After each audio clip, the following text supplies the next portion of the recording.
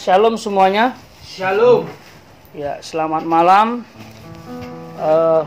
Saya diberikan kepercayaan oleh gembala kita, Pak Beni, untuk mengulas kembali atau bisa dikatakan mengingatkan kita kembali terkait dengan materi khotbah gembala senior kita, yaitu Bapak Timotius Arifin.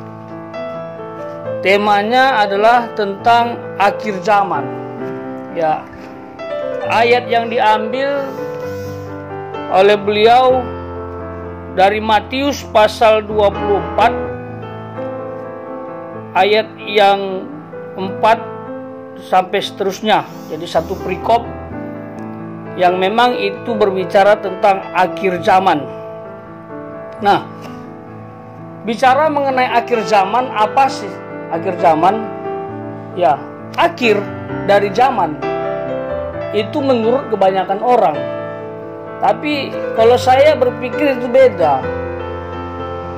Bagi saya akhir zaman itu bukan akhir dari segala zaman, tapi awal dari segala zaman. Awal dari segalanya.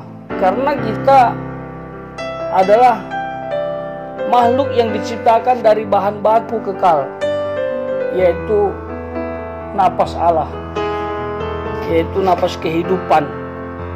Bagi manusia tidak ada istilah akhir, justru awal. Bahkan manusia yang hidup saat ini, baik itu percaya kepada Allah maupun tidak, kalau Tuhan datang, yang kita sebut dengan istilah akhir zaman, itu justru awal dari segalanya. Kalau dia mati, awal dari kebinasaan, yaitu masuk neraka. Yang percaya, awal dari kehidupan kekal. Seperti itu. Nah, banyak memang orang yang meyakini hal ini, bahkan merumuskan banyak hal, dihubungkan bahwa memang ini sudah menjelang akhir zaman gitu. Ya, para teolog juga membuat rumusan. Ada yang mengatakan kita ini sudah masuk ke tahun 7000. Lalu ada ayat Alkitab mengatakan 1000 tahun sama dengan satu hari bagi Tuhan. Berarti kita masuk ke hari yang ke-7. Dan hari yang ke-7 adalah Sabat, hari perhentian bagi Tuhan. Jadi sudah dekat banget dengan kedatangan Allah. Seperti itu. Para arkeolog juga, para ilmuwan mengatakan dunia ini sudah tua. Rumusan mereka beda lagi. Mereka mengatakan jutaan tahun. Wah, itu lebih tua lagi daripada teolog merumuskan dunia ini. Kalau para teolog sebagian besar mengatakan dunia ini tuanya baru masuk ke tahun 7000. Para ilmuwan udah jutaan. Jadi ya silahkan sajalah, semua punya dasar. Jadi sebenarnya akhir zaman itu apa sih gitu. Dari dulu, dari zaman para rasul, istilah akhir zaman terus dikembangkan. Tapi sampai sekarang Allah nggak datang-datang. Sebenarnya akhir zaman itu apa sih? Akhir zaman itu adalah di mana manusia itu memasuki banyak hal yang bersifat mengerikan, bersifat penderitaan. Nah, beliau mengulas dua hal terkait dengan akhir zaman ini. Yang pertama mengenai penyesatan, yang kedua mengenai kedurhakaan. Dan beliau mengatakan ini adalah indikasi atau tanda-tanda akhir zaman. Yang pertama, penyesat. Nah, penyesat di sini sebenarnya bisa digolongkan dua. Yang pertama, orangnya sesat dan ajarannya sesat. Berbeda dengan orang yang nggak sesat tapi ajarannya sesat. Kalau orangnya sesat, ajarannya sesat, memang ada kesengajaan untuk menyesatkan banyak orang. Nah, ini bahaya. Ini bahaya. Banyak, saya nggak usah sebutkan. Tapi kalau orang yang nggak sesat, ajarannya sesat juga banyak. Dan ada di gereja. Bahkan merasa benar karena punya gaya tafsir yang katanya bisa diakui. Dan beliau mengutip beberapa ajaran sesat itu. Orangnya nggak sesat, tapi ajarannya sesat. Alkitab bilang kenapa bisa ajarannya sesat? Karena tidak mengetahui firman Allah dan kuasanya. Atau bahasa kita kurang belajar. Nah, Pastor Arifin, Pak Arifin mengambil contoh ajaran. Misalnya seperti sekali selamat, tetap selamat. Kalau bahasa saya hyper grace atau Calvinist extreme. Seperti itu. Yang benar itu Calvin atau Calvinis.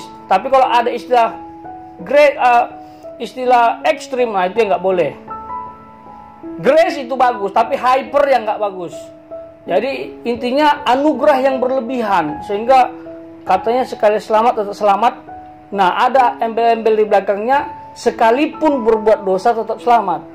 Nah, pendeta kita tentang itu. Jadi nggak benar. Ya, nggak benar itu hyper grace, nggak benar itu Calvinist extreme. Ya, jadi kalau sudah diselamatkan, mau berbuat dosa apapun pasti akan diselamatkan. Itu nggak benar, kata beliau. Dan saya setuju. Tapi mungkin kalau istilah sekali selamat tetap selamat itu perlu dijelaskan. Jangan sampai di situ saja, jemaat nanti bingung. Itu. Karena ini karya Allah, bukan karya yang abal-abal, bisa tiba-tiba selamat, tiba-tiba enggak. Selamat, enggak. Selamat, enggak. Nanti mengarah kepada keselamatan ditentukan oleh perbuatan. Padahal keselamatan itu karena anugerah, tetapi butuh perbuatan sebagai bukti, sebagai tanda apakah memang dia sudah diselamatkan gitu. Karena ada istilah buah roh ya. Kalau begitu udah percaya Yesus, buah roh itu menghasilkan tanda-tanda pertobatan seperti itu. Jadi iman tanpa perbuatan pada hakikatnya adalah mati. Kalau dia tidak ada perbuatan yang mencerminkan imannya, jangan-jangan belum selamat.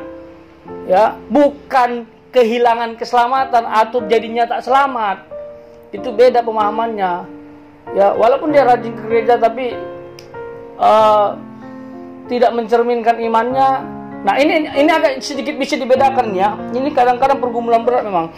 Membedakan kehidupan atau sikap orang yang sebenarnya belum diselamatkan dengan orang yang gagal mengendalikan daging.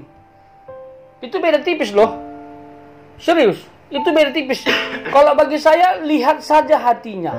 Lihat saja pribadinya. Dia merasa bersalah nggak waktu jatuh dalam dosa? Kalau dia santai saja, biasa saja, jangan-jangan memang nggak ada Roh Kudus. Karena kalau orang jatuh dalam dosa, ada dua hal yang perlu kita ingat. Satu, dia mendukakan Roh Kudus. Kalau terus dilakukan, dia memadamkan Roh Kudus. Itu berarti kehilangan damai sejahtera dong.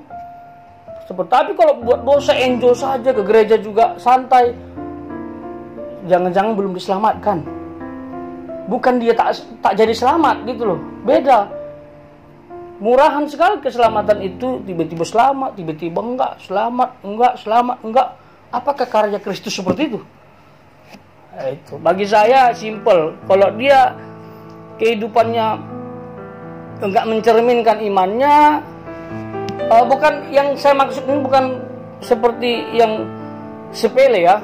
Misalnya dia masih bisa marah. Siapa yang nggak bisa marah? Kotonya anak Tuhan, kok masih bisa marah? Kok masih bisa sakit hati? Bukan itu yang saya maksud. Bukan itu yang saya maksud. Tuhan Yesus marah, tapi marah untuk apa? Untuk kebenaran. Seperti itu. Untuk menyatakan keadilan, Tuhan Yesus marah. Saya pikir apa yang saya sampaikan sudah sepraktis mungkin ya.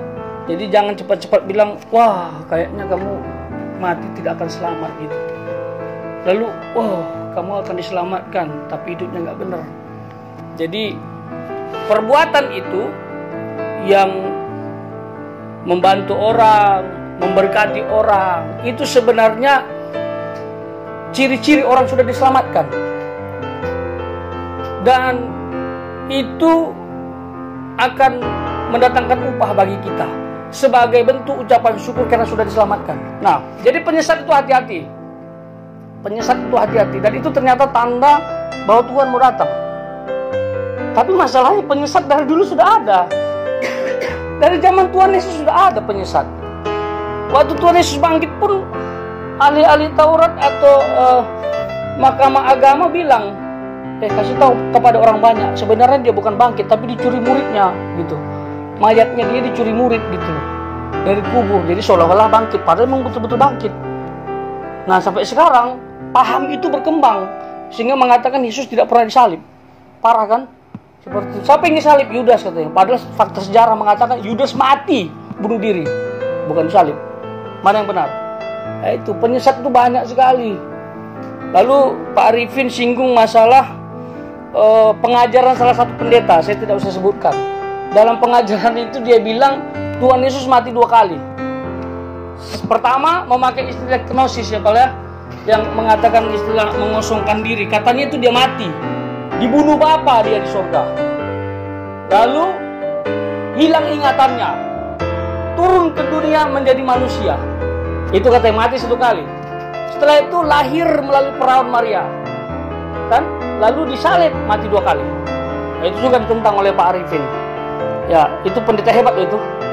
Akhir-akhirnya dia sudah minta maaf, memperbaiki statementnya, bertemu dengan Bapak Gilbert Lumondong seperti itu. Tapi ya intinya hati-hati dengan pengajaran. Ya, kalau nggak ada di Alkitab jangan dikarang-karang. Tuhan Yesus hanya mati 1 kali, bukan 2 kali ya. Seperti itu juga diluruskan oleh Pak Arifin. Tapi ternyata penyesat atau ajaran sesat itu tanda-tanda akhir zaman. Seperti itu. Dan yang kedua, tanda-tanda tadi adalah kedurhakaan. Kasih sudah mulai hilang. Disinggung oleh beliau adalah perang. Coba kita lihat dunia ini udah perang aja terus apa ya? Perang terus. Saya kalau melihat YouTube tentang perkembangan alutsista atau persiapan militer setiap negara itu mengerikan. Bahkan sampai ada isunya Israel itu punya rudal yang luar biasa. Kalau itu diluncurkan semua dunia hancur. Itu semacam senjata terakhir. Kalau dunia serang Israel dan Israel mendekati kemusnahan, lalu diluncurkan, dar, mati semua. Tinggallah hanya Ronald dan Dina. Ya kan? Dan inilah yang akan meneruskan generasi berikutnya Adam dan Hawa modern. Itu dugaan saya, Pal. Ya, nggak boleh ada. Ya, silahkan itu tafsiran saya. Ya kan?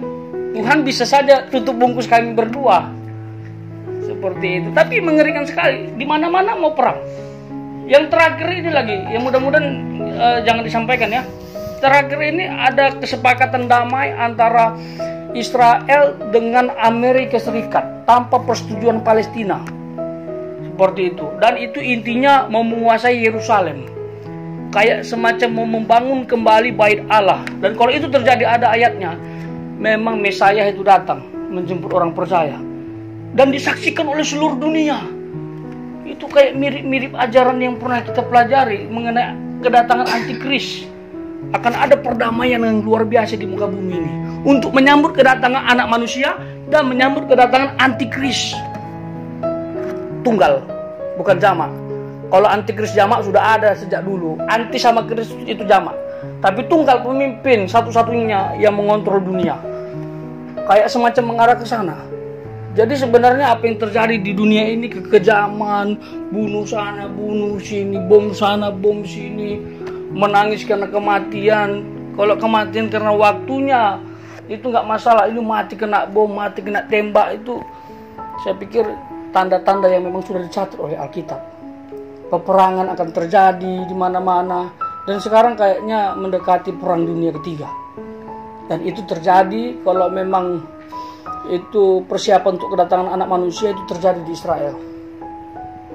Itu terjadi di lembah Harmagedon. Yang sudah pernah ke Israel, itu penting. Naik sekali ke atas, lihat lembah itu. Dan banyak isu mengatakan di lembah itu persiapan militer Israel yang paling luar biasa. Ibu gembala pernah cerita, ibu gembala saya yang di Madiun pernah ke Israel. Katanya lembah itu bisa kayak terbuka gitu. Lalu keluar pesawat dari bawah tanah. Jangan-jangan di situ rudal yang mengerikan itu. Ya. Begitu diluncurkan, wah, kembali lagi Pal. Hanya kami berdua yang tinggal. Amin. Terakhir, apa yang harus kita lakukan kata Pak Arifin? ditekankan oleh beliau, karena memang hanya mengulang Pak ya. Beliau katakan waspadalah untuk pengajar sesat. Jangan sampai Tuhan datang kita dalam keadaan menjadi pengikut sesat. Udah berbelok imannya, tak lagi percaya bahwa Yesus adalah Tuhan seperti saksi Yehova. Itu gak percaya Yesus Tuhan. Bagi mereka Yesus itu manusia luar biasa, itu saja, titik. Lebih parah saudara kita yang sebelah, hanya nabi. Tapi bagi kita bukan, dia Allah yang menjadi manusia. Seperti, jadi hati-hati, waspada kata Pak Arifin, supaya tidak mudah disesatkan. Apa yang kita lakukan? Ya belajar Alkitab. Jangan anti teologi ya. Ya, banyak orang anti teologi sehingga anti belajar, sehingga tidak tahu. Nah ini bahaya, apalagi gak punya pegangan. Apa kata pendeta itu diikutkan. Bayangkan kalau 10 pendeta yang kita dengar, lalu pendeta itu beda aliran, beda gaya penafsiran. Oh, kita tangkaplah gaduh-gaduh yang kita pahami. Kalau saya lebih suka analisa Alkitab. Siapapun pendeta yang ngomong, tunggu dulu, ada nggak di Alkitab? Alkitab bilang apa? Bertentangan nggak gitu? Kalau nggak, oke, mantap kau. Gitu. Dan yang kedua, terakhir, beliau mengajarkan supaya kita berjaga-jaga. Waspada, berjaga-jaga. Apa yang dijaga? Iman kita. Pastikan kita tetap di dalam Kristus, tetap beriman. Amin. Tetap beriman kepada Yesus. Tetap beriman kepada Yesus. Yesus itu kalau hanya dilogikakan, tamatlah iman kita. Tamat. Karena banyak orang meninggalkan Yesus karena digunakan saja otak itu untuk memahami Yesus. Tapi harus digunakan iman. Karena Allah kita Allah yang paling rumit kalau hanya pakai otak. Serius. Allah kita paling rumit loh. Allah mereka itu paling simple. Allah sudah titik. Kita Allah Tritunggal, Bapa, Anak, dan Roh Kudus. Gimana Anda menjelaskan itu? Tak masuk akal. Karena memang akal itu nggak bisa memahaminya. Makanya butuh iman. Nah, kalau iman pun tak ada, begitu dia datang, sudah pakai jilbab kita, nggak diangkat lah Pak, ya kan? Nggak diangkat, hati-hati, dia datang, nafiri dibunyikan, sangkakala dibunyikan, udah jadi ateis, nggak diangkat, sorry, tinggal. Ingat, ini sudah akhir zaman, akhir dari segala zaman, tetapi bagi saya awal dari segala sesuatu, untuk kita tinggal bersama Tuhan selamanya, amin.